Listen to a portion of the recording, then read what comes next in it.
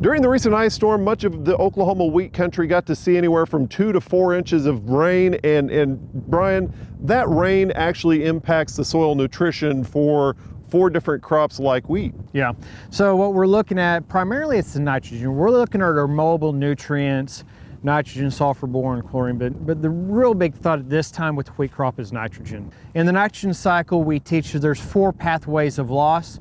2 occur when it's hot and dry, so we can rule those out. The other 2 occur in weather like this and occur because of excess moisture. So the first is leaching. It had about 4.5 inches right here is about what we accumulated. All of it's moving down. So any nitrogen that would have been applied pre-plant, irregardless of the source, would have been converted to nitrate more than likely, because it only takes ammonium, if you put it down as anhydrous, about a week to convert completely to nitrate. So anything setting in nitrate form, as that water comes in and starts percolating into the soil and moving downward, like we see with a slow, continuous rainfall event, that nitrate's just going to move down in the soil depth. Where we will get into problems with this rainfall is on sloping grounds. That rain will come down, the soil moisture will go straight down until it hits a clay layer. That clay layer is likely following the slope of the field, and so that nitrate goes down and flows with that clay layer. So we'll see some movement down slope. May not be dramatic movement because our soils are pretty dry, but we're definitely going to see some movement. On the other side of it, we have the standing water. So this is what's called denitrification.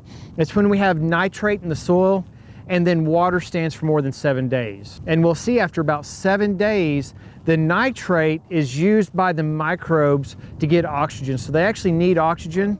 So they'll strip the oxygen off of nitrate, convert it to nitrite, nitrous, and into gas. So we see what's called denitrification, which goes from nitrate, which is a plant usable solid form, into the gaseous forms of nitrogen, dinitrogen, and nitrous, which are gassing off. So we'll see leaching, and then where there's standing water, we'll see denitrification. So with the denitrification, is the nitrogen gone for good? Yeah, the nitrogen's gone for good when it's lost that way. Now the volumes are a little bit lower than, say, leaching or some of our other lost pathways, but when it's gone and it gases off, it's gone for good. It's going to be in the atmosphere and it's going to be redistributed across the landscape.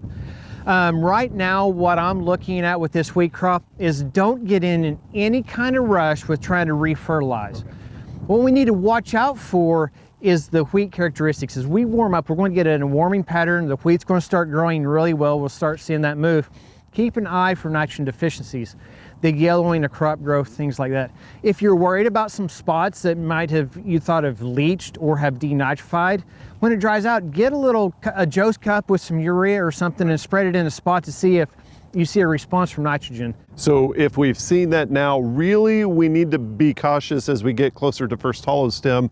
That's whenever we really need to be thinking nitrogen. Yeah, if you're starting to see yellowing now and you're a grazer, I would be looking at ways to get some nitrogen on the field. But if you're grain only, let's just kind of wait, see how the winter plays out, see how our moisture goes. We may have good mineralization, don't need much, and our research shows that with grain only, we don't have to get in a really big rush right now. Okay, thank you very much, Dr. Brian Arnall, Soil Nutrition Specialist here at Oklahoma State University.